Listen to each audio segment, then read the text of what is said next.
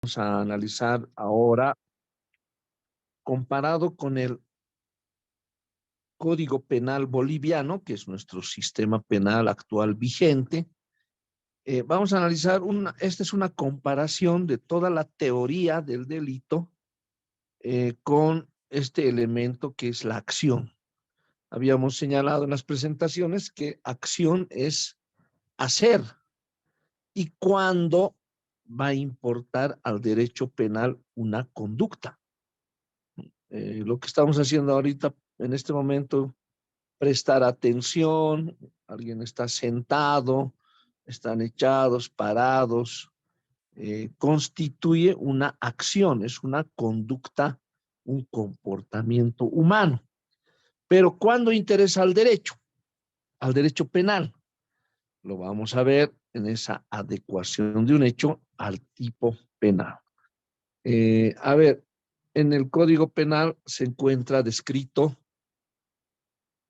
el homicidio. Dice, la persona que matare a otra será sancionada con presidio de 10 a 20 años. Ese es el homicidio, artículo 251 del Código Penal, modificado por la ley 1173. ¿Sí? En esa descripción que señala homicidio, establece las condiciones para la aplicación de un tipo penal. Son elementos constitutivos del tipo penal que los vamos a aprender a descomponer en el próximo año, en Derecho Penal 2, Derecho Penal Especial. Pero para lo que nos interesa como una conducta, ¿qué describe el 251? Matar. Dice matar. Entonces, si matas a una persona con una conducta, un comportamiento humano, se podría adecuar a este tipo penal. Pero en cambio, si, a ver, viene la época de lluvias, alguien está caminando por la acera, cae un rayo contra un árbol, el árbol, eh, el árbol pega a la cabeza de una persona y muere. ¿Hay una acción? Sí, pero no es una acción humana, no es un comportamiento humano, sino es un comportamiento de la naturaleza. ¿Quién tendría responsabilidad para adecuar, no? Ahora, en esto analizaríamos la teoría de la participación. ¿Quién tendría responsabilidad? ¿Quienes no han podado los árboles? ¿El gobierno municipal? ¿El gobierno departamental? ¿El subalcalde? ¿La división de medio ambiente? ¿Quién tendría responsabilidad en no haber podado ese árbol, esa rama que cae y golpea contra una persona que está pasando y produce su muerte? O el dueño de casa, ¿dónde estaba el árbol? ¿Por qué no mantiene podado? En época de lluvias, pegó un rayo y golpea la cabeza de una persona y muere, ¿no? Entonces, se debe determinar que de acuerdo al tipo penal, eh, quien comete el delito y adecua la acción al tipo penal, siempre es una persona, ¿sí? Siempre es una persona. Los animales, por ejemplo, no podrían cometer delito, no son sujeto de un delito, no puede ser autor. No existe participación por parte de un animal que pueda ser juzgada y tendría alguna responsabilidad. Entonces, esta conducta siempre debe ser humana y más aún debe ser de una persona que sea imputable.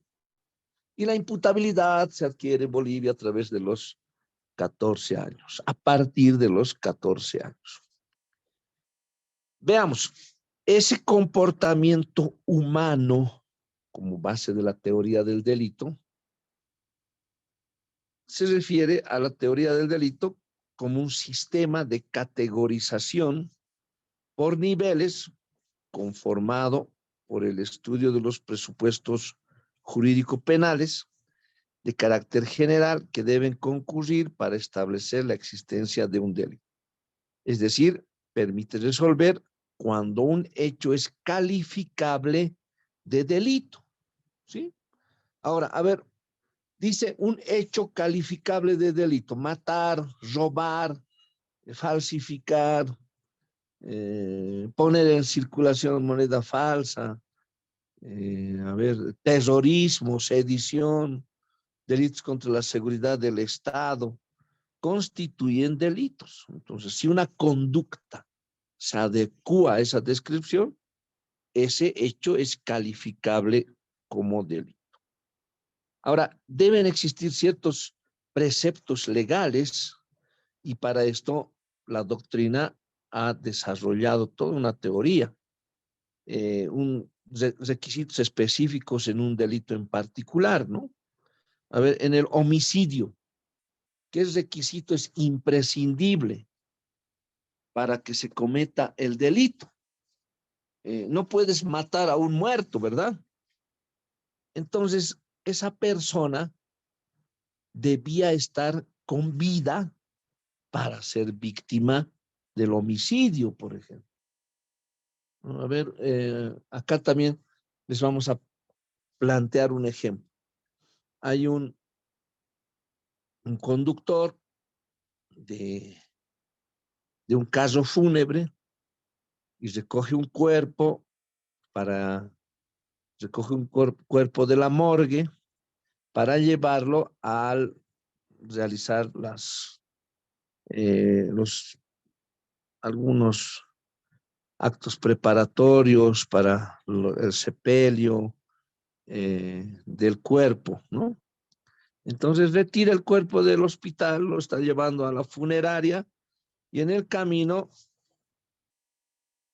sufre un accidente y el muerto sale desparramado por la ventanilla, han chocado por falta de impericia, imprudencia o porque no ha cumplido con lo que las circunstancias establecen para conducir un vehículo. No tenía licencia de conducir o la categoría que tenía no permite conducir ese tipo de vehículos y sufre el accidente. El cuerpo sale expulsado por la ventanilla. ¿Hay algún delito relacionado al cuerpo? No, el cuerpo está muerto. No le ha producido ninguna lesión, no ha producido, a ver, su muerte, no ha provocado él su muerte con el accidente. Entonces, se debe tomar en cuenta que existen requisitos específicos para que sea un delito. No podrá ser imputado por el delito de homicidio o lesiones, porque ya estaba muerto. Ahora, para ser víctima de un delito se necesita ser persona. Y en este caso, el cuerpo ya no es persona. ¿Cuál es el fin de la personalidad? La muerte. Entonces no podrá ser víctima de ningún delito, ¿sí? De ningún delito. A ver si mientras estamos explicando alguien pueda verificar en el Código Penal qué delito podría ser contra un muerto. Ofensa a los difuntos o algo así es. Si alguien me ayuda mientras seguimos explicando. Entonces la teoría ha desarrollado el cumplimiento de requisitos de un delito en particular, sino de los elementos o condiciones básicas comunes a todos los delitos. Ahora, eso es ejemplo para el homicidio, ¿no? Debe estar con vida para ser víctima de homicidio. No puedes matar a un muerto. A ver, dices robo. En el robo, para que se configure este tipo penal, ese bien que se apodera debe ser ajeno, ¿no? Un bien ajeno. A ver, una pareja de esposos tiene bienes muebles y el esposo saca el televisor, lo vende y no podrá ser, no, no podrá ser denunciado por su esposa por robo, porque ese bien se presume que era ganancial. Es, es un bien común de la familia. Entonces no podrá denunciarse robo, ¿verdad? Porque es de propiedad de la familia. Entonces, este delito, para que se configure, identificamos un elemento como es que el bien debe ser ajeno. No puedes robarte a ti mismo, ¿sí?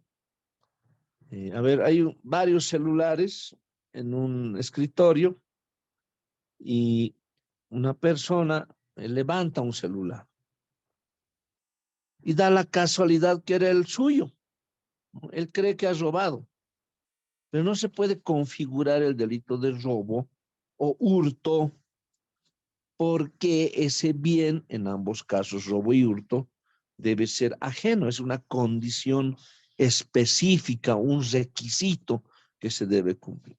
Y en el delito de violación, por eso se señala 3 delitos, homicidio, robo, violación, para establecer cuando la doctrina determina los elementos específicos de un delito en particular, como en violación, debe existir acceso carnal. Yo tenía un caso al que lo golpearon al profesor de matemáticas, muy famoso, porque estaba acompañando a una de sus estudiantes cerca a un alojamiento. Y los padres y los familiares de la víctima o de la supuesta víctima de la menor de 17 años intervienen, lo golpean y dicen violación, ¿no? Es un violador, el profesor es un violador. Pero, ¿cuál es el requisito esencial, como dice? Requisito específico para que se cumpla este delito, artículo 308. Es el acceso carnal o la introducción de lo que están pensando, en lo que están pensando, objetos o partes del cuerpo en lo que están pensando. Entonces, eso configura el delito de violación, ¿sí? Eso configura el delito de violación. Si no hay acceso carnal, no hay introducción de lo que están pensando, no hay introducción de partes del cuerpo, ni objetos en lo que están pensando, vía anal o vaginal, no es violación. Podrá ser abuso sexual, pero no va a ser violación, porque para ese delito, previsto en el artículo 308 del Código Penal, debe existir acceso carnal o introducción de partes del cuerpo, objetos en lo que están pensando.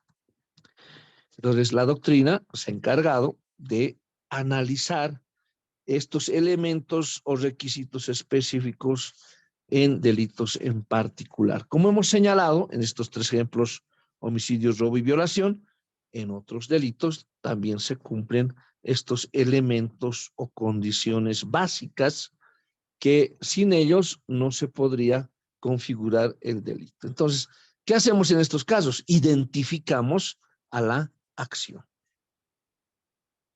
Históricamente se puede hablar de 2 corrientes: la teoría causalista del delito y la teoría finalista del delito. Para la explicación causal del delito, la acción es un movimiento voluntario, físico o mecánico que produce un resultado, el cual es tomado por el tipo penal sin tener en cuenta la finalidad de tal conducta. Esta categorización es para la teoría causalista del delito. ¿Cuál es la causa, se preguntaban, ¿no? Ahora les aclaro que nuestra legislación está basada en la teoría finalista del delito, que entiende la conducta como un hacer voluntario final. Es decir, quien comete el delito está pensando en el resultado. Deben considerarse los aspectos referidos a la manifestación exterior de esa finalidad, ¿sí? La primera corriente considera preponderantemente los elementos referidos al desvalor del resultado. La segunda, por el contrario, pone mayor énfasis en el desvalor de la acción. Más recientemente, la teoría funcionalista intenta constituir un punto de encuentro entre finalistas y causalistas, destacando en esta línea Klaus Roxin en Alemania, Paz de la Cuesta en España, entre otros autores que han desarrollado estas teorías, la teoría causalista, la finalista y la funcionalista. Entonces, a ver, repetiremos, la teoría finalista del delito entiende la conducta como un hacer voluntario final. Es decir, toda esa acción desplegada quiere un resultado, un fin que cumplir para conseguir ese resultado. En cambio, en la teoría causalista, ese movimiento voluntario físico produce un resultado el cual es tomado por el tipo penal, ¿sí? Para la teoría finalista, ¿qué es lo que interesa? El fin, el resultado. En cambio, para la teoría causalista, se preguntaba antes, ¿por qué? ¿No? Que, a ver, ¿por qué mata a su esposa? Porque le ha sido infiel, ¿no? Y eso podría significar algún atenuante o agravante. Pero en el caso de la teoría finalista, la intención era matar a su esposa y lo ha conseguido. No importa cuál es la causa.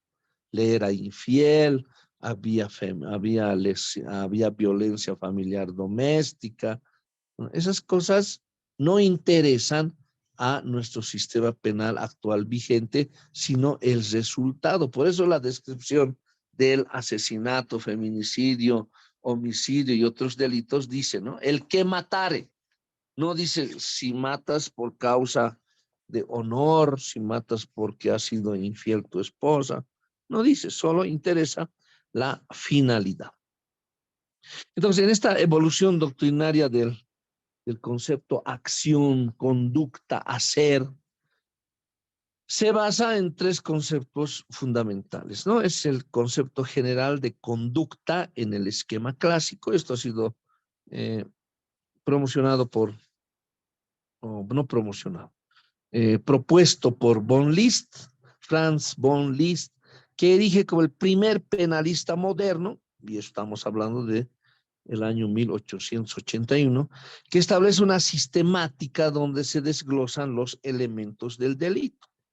Con su obra Tratado de Derecho Penal podemos afirmar que es el creador de la teoría del delito. Liszt constituye el antes y el después del derecho penal. Esas sistemáticas son donde se desglosan los elementos del delito, como es la acción, la tipicidad, la antijuricidad, la culpabilidad y un secundario que es la punibilidad. Es a partir de las ideas y la propuesta de Franz von Liszt que pone fin al derecho clásico y propone una nueva forma de identificación del delito con estos elementos. A ver, Liszt toma para su teoría los postulados de César de Bonesana, marqués de Beccaria. Es el primero en propugnar por el principio de legalidad. Señala que debía establecerse con anterioridad al hecho cuál es el delito y cuál la pena. Volvemos a nuestras primeras lecciones cuando señalábamos esa máxima del derecho penal que dice nullium poena, nullium crimen sine lege previa. No habrá pena, no habrá delito sin ley previa. Es el Marqués de Beccaria y sus ideas que han propugnado este principio de legalidad, ¿no? No podemos hacer una ley para juzgar un hecho posterior al hecho. A ver, alguien le es infiel a su mujer y hay un movimiento impulsado por feministas y diga, no, esta es una infidelidad que debe ser sancionada como delito. Entonces, a partir de este hecho, vamos a dictar una ley, pero vamos a juzgar de manera retroactiva, ¿no? En este caso, estaría vulnerándose derechos como es el principio de legalidad. Crea además una clasificación de la acción, aunque se limita a establecer conceptos de acción desde el punto de vista objetiva material, así las distingue como este tipo de acciones, ¿no? Acciones lícitas cuando estaban justificadas, antijurídicas cuando no estaban justificadas por la ley. Ya, acá en las lícitas podemos señalar la legítima defensa, el ejercicio de un deber o cargo, o el estado de necesidad, ¿no? Está justificada esa acción, por lo tanto es una acción lícita. Antijurídica no estaba justificada por la ley. Culpable, donde ya intervenía la parte subjetiva. Aquí hablamos de la culpabilidad con la intencionalidad, la imprudencia, que sostiene el dolo, la culpa, delitos culposos, delitos dolosos. Y punibles aquellas susceptibles de aplicación de sanción. Si la ley prevé como delito una conducta y está descrita en la ley, pues siempre para ser tal debe aplicar una medida de seguridad, sanción o pena, una consecuencia del delito. Y esa consecuencia son los años de presidio, en unos casos, en otro tipo de delitos, la prestación de trabajo y en otros la multa o mixtas. Von List señalaba en consecuencia que el aspecto negativo de la antijuricidad, desde luego es un aspecto objetivo, era que la conducta estuviera justificada, que la acción no existiera, es decir, ausencia de acción, que no existiera relación de causalidad y por último la inexistencia del resultado. Estas tres condiciones de aspectos negativos de la antijuricidad han sido estudiados por Franz von Liszt. En cuanto al aspecto subjetivo de la antijuricidad, solo reconocía al error de hecho, ¿no? Acá está también, hemos analizado el error de hecho y error de prohibición. No reconocía el error de derecho. Recordemos que en esta etapa todavía no se introduce el concepto de tipo. Por lo tanto, no es posible aún hablar de error de tipo. El método de Franz von Liszt era causal explicativo, naturalista, donde tenía la acción como una simple relación de causa-efecto, lo cual hoy resulta inatendible, una relación objetiva de causalidad.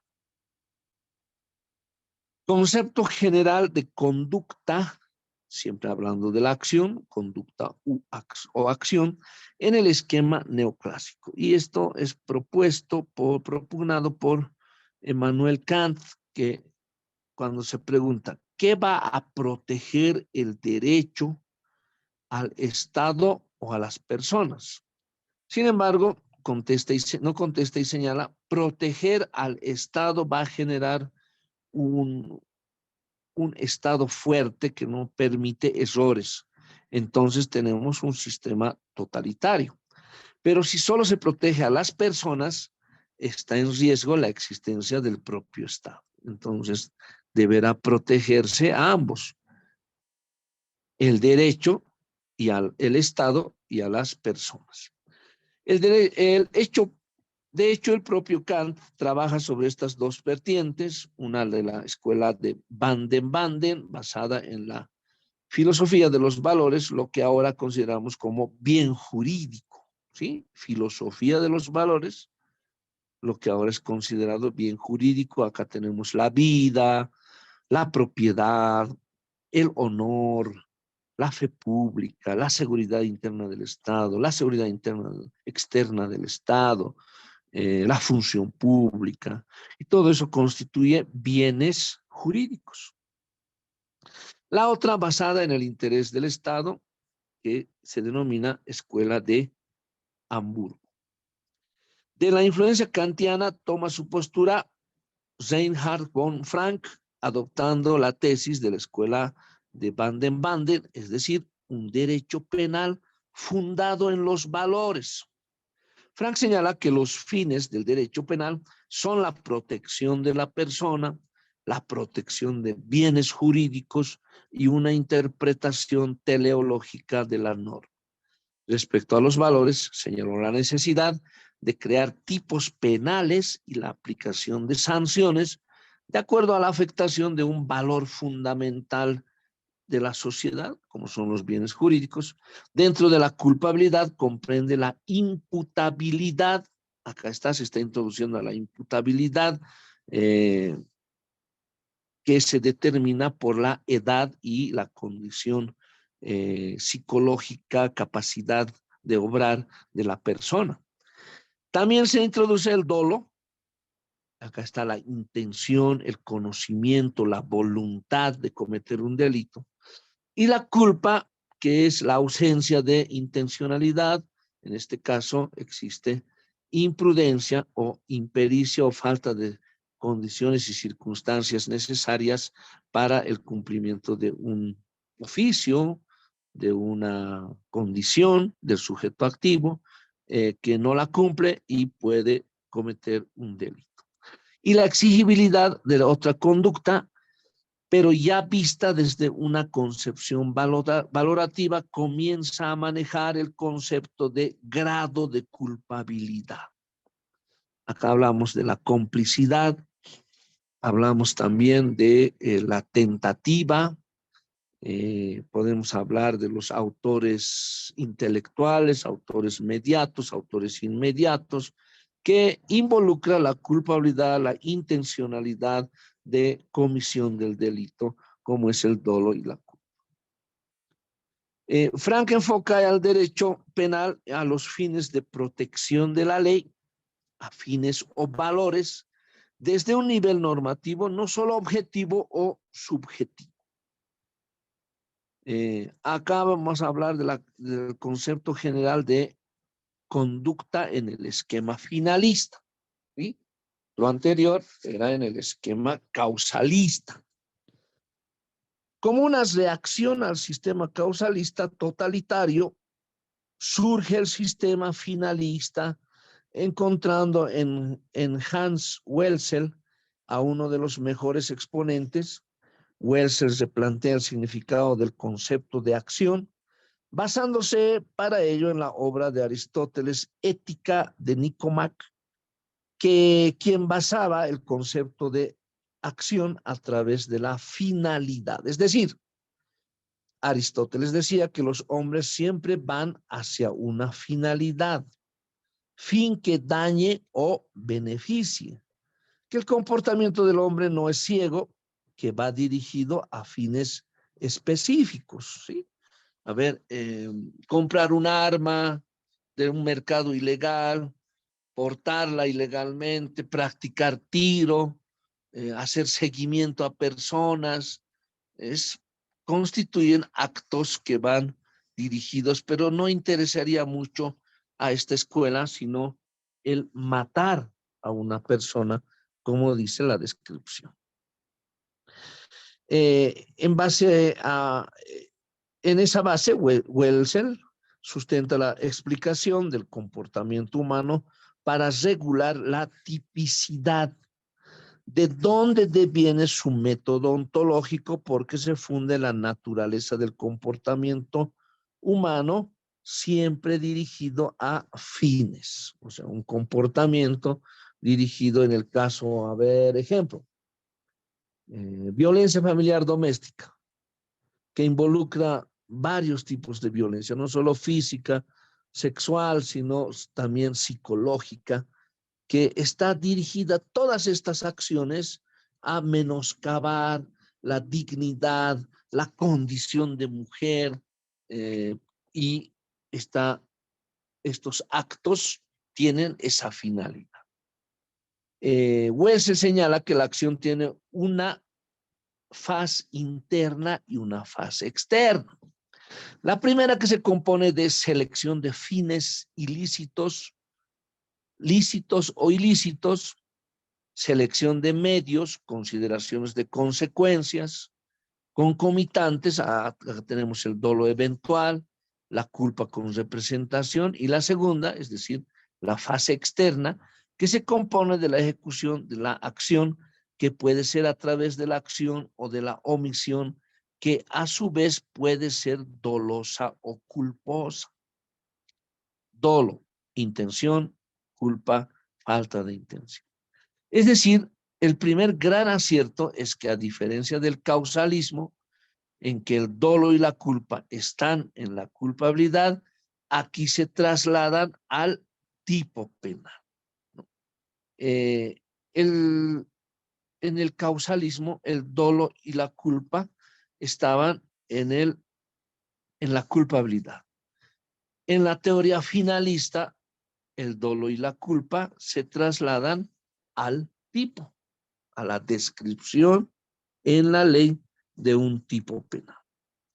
Así se tiene que la tipicidad se divide en tipicidad objetiva, que se compone de acción, resultado, nexo causal, sujetos, circunstancias, modo, tiempo y lugar, objeto material y elementos objetivos normativos, una valoración jurídica y cultural. Y tipicidad subjetiva, que se divide en dolo, culpa y elementos subjetivos específicos. Es muy importante tomar en cuenta esta descripción, parte de la teoría general del delito, porque cuando vamos a preparar una denuncia de un hecho que conocemos, a ver, el 2026 hemos señalado, ¿no?, que vamos a ser abogados. El 2026 alguien va a venir a su oficina y le dice: me ha pasado esto, doctorito, ¿y usted qué va a hacer? ¿No? Va a llamarme, tal vez no tengo tiempo. Entonces tiene que presentar una denuncia. ¿Será al juez de sentencia, al tribunal, al juez instructor cautelar, a la fiscalía, a la policía? ¿Dónde? ¿Dónde vamos a presentar la denuncia? Escrita. Entonces, además, esta denuncia debe contener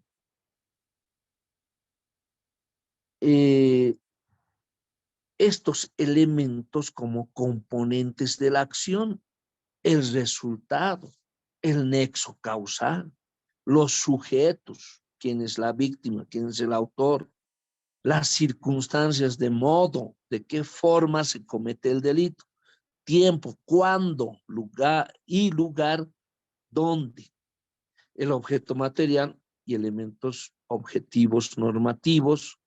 Acá tiene que hacer una calificación provisional del hecho, ¿no? Por eso es que esta parte de la teoría general del delito resulta algo tenue, ardua de comprender. Otro gran acierto es que la antijuricidad es un concepto formal, no en cuanto a la contrariedad del interés general del Estado, sino en cuanto a la contravención a la norma penal. Ausencia de comportamiento humano. Hemos hablado de hacer, de una conducta humana que puede ser adecuada a un tipo penal. Ahora vamos a analizar cuándo está ausente este comportamiento.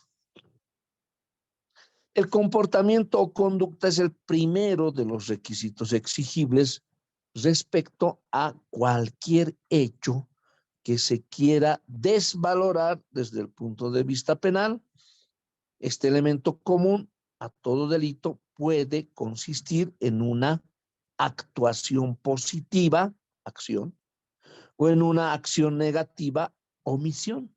Acá está lo que tanto les hemos explicado, que no solo cometes delito haciendo como una conducta positiva, sino también como una conducta negativa de no hacer. No has hecho nada, pero tal vez esa tu inacción, esa falta de comportamiento, de conducta, constituye un delito. Había una pregunta en el examen de segundo parcial, ¿no? Cuando, en el ejemplo, cuando usted sea abogado de un municipio y tenga que presentar un recurso o medio de impugnación y no lo haga por falta de conocimiento, por impericia, por imprudencia, por negligencia, entonces estaría cometiendo un delito. ¿Y cómo va a justificar? No he hecho nada, ¿no? Pero es un delito de corrupción contenido en la ley 004, incumplimiento de deberes, un delito de omisión. Es por no hacer, comete también delito. Afirma la existencia del elemento conducta o comportamiento no supone confirmar ya la existencia de un ilícito penal del que responde el sujeto, pues es preciso que además se den el resto de elementos de la tipicidad, la antijuricidad y la culpabilidad. El comportamiento o conducta es el primero de los requisitos exigibles respecto a cualquier hecho que se quiera desvalorar.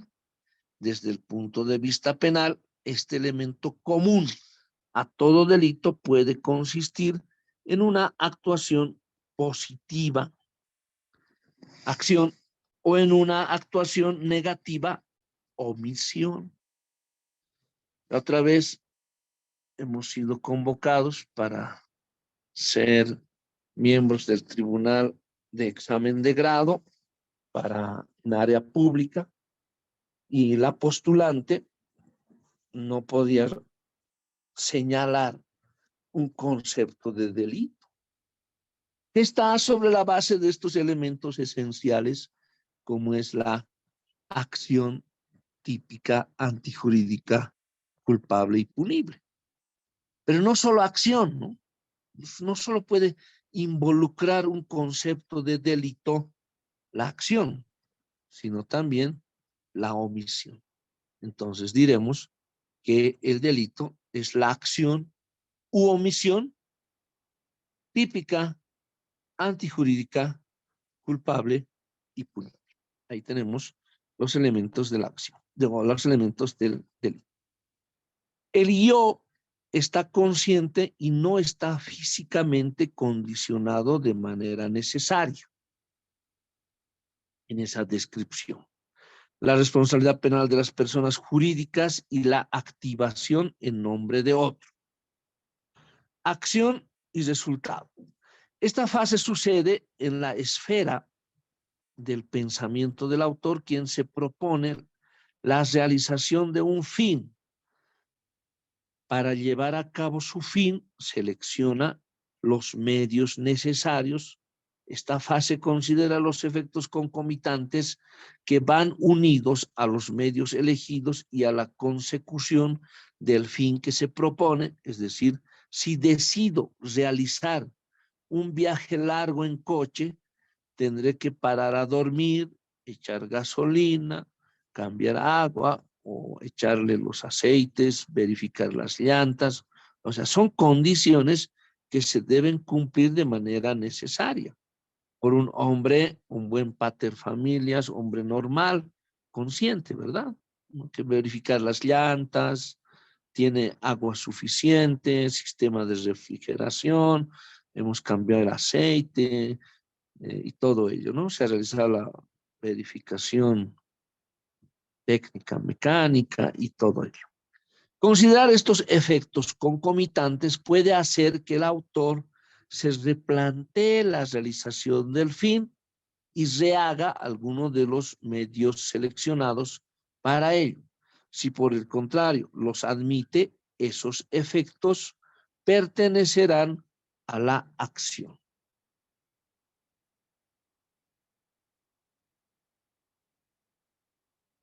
Fase externa. Una vez propuesto el fin, seleccionados los medios para la realización y ponderados los efectos concomitantes, el autor procede a su realización, es decir, pone en marcha el plan para alcanzar la meta propuesta. Cuando el legislador describe una conducta en el tipo penal, no describe solo un proceso causal, sino un proceso causal en la medida de que se deriva de la realización de una acción final humana. Por tanto, lo que importa es que el legislador, cuando tipifica las acciones prohibidas, lo hace pensando en la acción como un proceso causal regido por la voluntad dirigida a un fin. Entonces, la fase externa es la realización del acto que va a dar lugar a ese fin, a conseguir ese fin. La acción penalmente relevante es realizada en el mundo exterior, ¿sí? Porque la idea que uno se pueda plantear, alguna vez les hice este ejercicio, cierren los ojos, piensen en la persona que más aborrecen,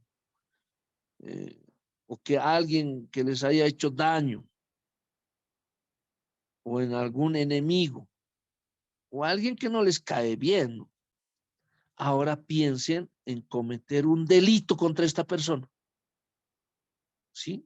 Si podría leer sus pensamientos, hay un sinfín de delitos que han imaginado, ¿verdad? ¿Han cometido delito? No. ¿Han realizado alguna acción, una conducta? Sí, pero aún no se ha exteriorizado esa voluntad, ¿no?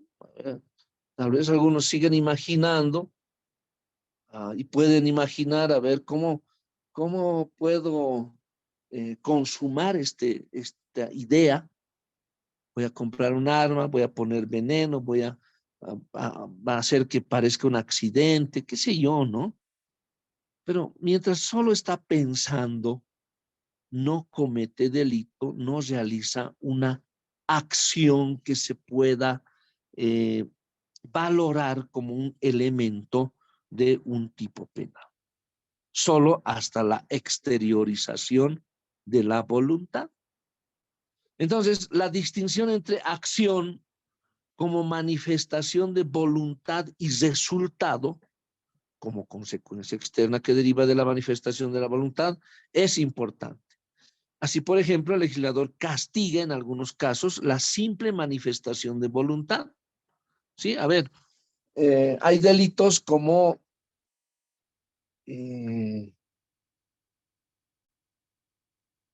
la apología del delito. Si alguien puede buscar, por favor, Código Penal, apología del delito. Ahorita vamos a ver a qué se refiere cometer este delito, ¿no? Cada tipo penal es distinto. Entonces vamos a trasladar a este tipo penal esta distinción entre acción como manifestación de voluntad, ¿sí? El resultado, se está castigando la simple manifestación de voluntad. A ver, la amenaza. Alguien recibe una llamada de teléfono y dice de que se va a morir o que lo va a matar. Es una amenaza grave. ¿Hay acción de matar? No. Tal vez ni ha comprado el arma o no ha hecho seguimiento, qué sé yo, no hay actos que exteriorizan su voluntad, pero el legislador ya está sancionando este hecho. Apología del delito, amenazas, no tal vez no van a realizar acciones destinadas a cometer estos delitos, pero ya su simple exteriorización de voluntad, manifestación de voluntad, constituye un resultado derivado de la acción. ¿Sí? A ver, ¿pueden por favor dar lectura al delito de amenazas?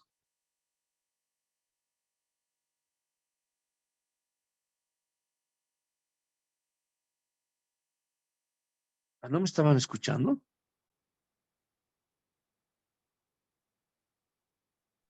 Sí, doctor. Por favor, delito de amenazas.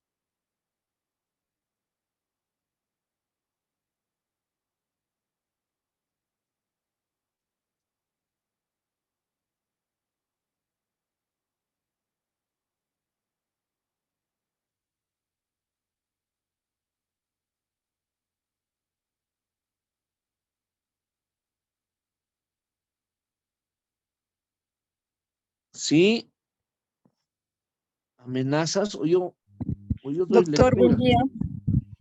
Por favor. Buen día, doctor. Artículo 293, amenazas. El que mediante amenazas graves alarmare o amedrentare a una persona será sancionado con prestación de trabajo de 1 mes a 1 año y multa hasta de 60 días. La pena será de reclusión de 3 a 18 meses. Si la amenaza hubiere sido hecha con arma o por 3 o más personas reunidas. Artículo 293 del Código Penal Boliviano. Ahí está el delito de amenazas. Entonces, para este tipo penal, para configurar este tipo penal sancionado de 3 a 18 meses, pues debe cumplirse con esas condiciones. ¿Y alguien ha encontrado apología del delito? Sí, doctor. Buenos días. Por favor. 131. 131. Artículo 131. Apología pública de un delito. Incurrirá en reclusión de 1 mes a 1 año el que hiciere públicamente la apología de un delito o de una persona condenada. Ahí está, una sanción para que haga apología del delito o una persona condenada, ¿no? A ver, es solo un ejemplo, ¿ya? Es un ejemplo, para que no digan que estoy haciendo apología del delito.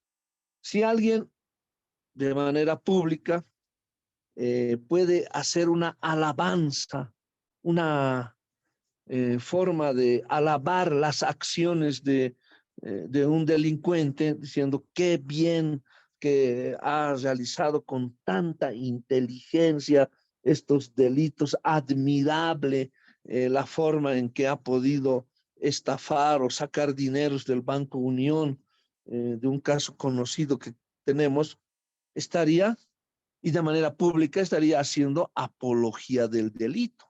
¿Por qué se sanciona esta conducta? Porque puede traducirse en otras conductas de personas que hayan escuchado esta apología. Entonces se sanciona. O de un condenado, dice, ¿no? Pero alguien han condenado a 30 años sin derecho a indulto. Yo desearía ser como esta persona. Qué bien que la mató a su mujer. Le era infiel, ha defendido su honor. Y todas las infieles deberían morirse. Constituye apología del delito. Hay una exteriorización, manifestación de voluntad que en el mismo contenido de un elemento esencial del delito se puede configurar. Es importante determinar cuando el daño ha sido producido por una acción humana o si se debe a una fuerza natural. Ese es el ejemplo que les señalaba al inicio de esta clase. Les decía, cae un rayo, golpea un árbol, rompe una rama y esa rama golpea a un transeúnte y produce su muerte. Más allá de la incumbencia del derecho. ¿Le importa el derecho penal? Sí, hay un muerto, como ocurre en los casos de lesiones. Por el contrario, los delitos de acciones dañosas como la injuria o la violación no se producen por accidente. Ahí está, ¿no? No puede decirse un delito de violación. Era un accidente. A ver, un delito de violación, no, tampoco vamos a poder encontrar una causa de justificación, que esto hemos estudiado con profundidad. Entonces, no se puede señalar que existe un accidente o que se haya producido por accidente, por lo que no plantean problemas de causalidad. Y es lo último, hemos terminado. Fin de la presentación. Muchas gracias. Estamos acá. Dejar de compartir.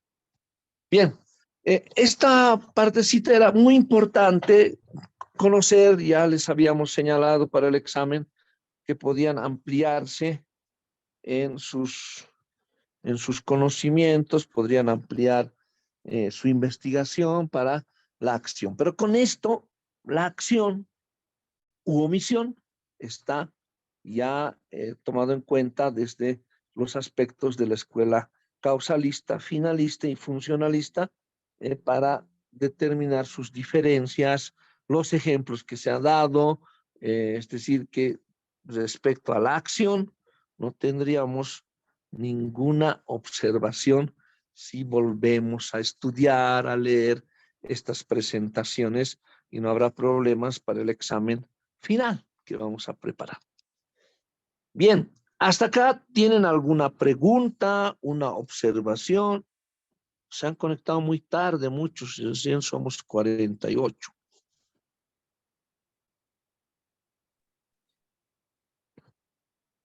Nada, todo claro como siempre. Doctor, ¿Sí? Sí, buenos días. buenos días, doctor. Juan Ángel le habla. Sí, es un poco interesante ahorita sobre las teorías, causalista, finalista, siempre me ha interesado esto, pero si bien tenemos nosotros los lugares de detención para la reinserción de estas personas, si la doctrina es finalista, ¿cuál es? Yo pienso, entonces, ¿cómo va a ser el motivo de la reinserción de estas personas si estas personas han cometido un delito? Y considero, si han cometido un delito, no sé si hasta este punto la psicología tiene mucho que ver. ¿Cuál es el motivo, el estudio, ¿no? El motivo, la razón o la circunstancia de que estas personas hayan cometido un delito, ya sea dolosa, culpable, pero yo considero, ¿no? Por ejemplo, un ejemplo puedo poner en un delito de un hombre contra una mujer, ¿no? Que está muy ahora en todos los espacios públicos. No sé cómo se puede hacer un estudio, una forma de que estas personas, cuál haya sido, ¿no? Yo, por ejemplo, puedo basarme en la teoría de la causa, ¿no?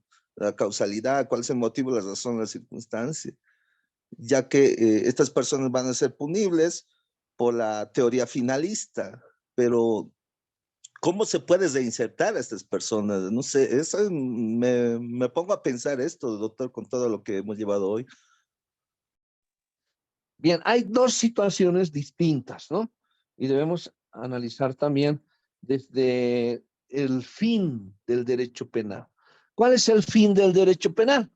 La sanción de las conductas imponiendo una pena, ¿sí? Y esa pena debe estar prevista en la ley. Hay una persona que mata a una mujer, feminicidio, está previsto en la norma, 30 años sin derecho a indulto y con los procedimientos, etapa preparatoria, juicio, recursos, se dictará una sentencia y se aplicará la sanción que la ley establece. Entonces, en ese caso, se ha cumplido la finalidad del derecho penal, la imposición, la sanción de una conducta y la imposición de una pena que la ley establece. Ahora, lo que usted refiere, ¿cómo se van a reinsertar a la sociedad a alguien que está condenado?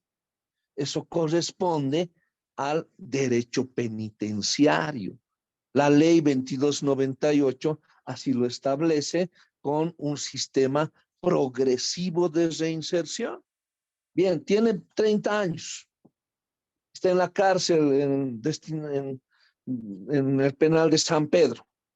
Puede estudiar, trabajar, tener familia, porque el único derecho que se les restringe es la libertad. Hasta los derechos políticos puede cumplirlos, puede ser elector, ¿no? Cumple sus deberes ciudadanos de votar en las elecciones. O sea, no se les restringe nada. Hay ánforas, urnas que se trasladan en el penal. Entonces, la reinserción la reinserción a la sociedad no es finalidad del derecho penal. El derecho penal ha cumplido con la sanción de una conducta imponiendo la pena correspondiente, identificando a esa conducta como delito, cumpliendo estos requisitos esenciales de la acción, la tipicidad, la culpabilidad, la punibilidad, la antijuricidad, y se le aplica una condena que la ley establece. ¿No? La reinserción es otra cosa totalmente distinta que está sometida al derecho penitenciario. Por eso ahora se establece, ¿no?, que las cárceles no son, no cumplen esa finalidad de reinserción. Al contrario, alguien que entra por un delito leve, por robo, ha robado por necesidad, porque estaba con efectos de drogas y alcohol, roba y está en la cárcel, y ahí adentro no hay una clasificación por delitos, no hay una clasificación por detenidos preventivos, no está detenido preventivamente y hay condenados a 30 años por delitos graves. Con ellos se convierten las cárceles en lugares de enseñanza de otro tipo de delitos, ¿no? Entonces no se estaría cumpliendo lo que la ley establece. Falta mucho en eso del sistema penitenciario, desde la administración de las cárceles. Se propone que sea por civiles, otros no, la policía. En los penales de Bolivia puede entrar un elefante color rosa y no se dan cuenta los policías, ¿no? Todo pasa, todo entra a las cárceles. No son propiamente dichas denominadas cárceles. Entonces, esa no es finalidad del derecho penal, sí, es del derecho penitenciario, pero para nuestra materia, ¿no?, estos elementos esenciales del delito deben cumplirse para la imposición de una condena. Señalábamos modo, tiempo, lugar, circunstancias. Eso es lo que debemos valorar de una conducta, de un hecho, para la realización de nuestra denuncia e iniciar la acción penal y la activación del derecho penal en estas circunstancias. Ahí radica la importancia, ¿no? Porque es una relación sistemática de conocimientos del derecho penal 1, tercer año, derecho penal 2, segundo año, el próximo año que vamos a descomponer un tipo penal, y el procedimiento, ¿no?, los plazos procesales, a qué autoridad nos dirigimos, cuánto tiempo de duración tiene una fase preliminar, investigaciones preliminares, etapa preparatoria, el juicio, la forma de interrogatorio, exclusiones probatorias y todo lo que vamos a aprender en aspectos procesales. Entonces, para el derecho, esta parte de la teoría general del delito es importante. Bien, ¿alguien más tiene alguna consulta?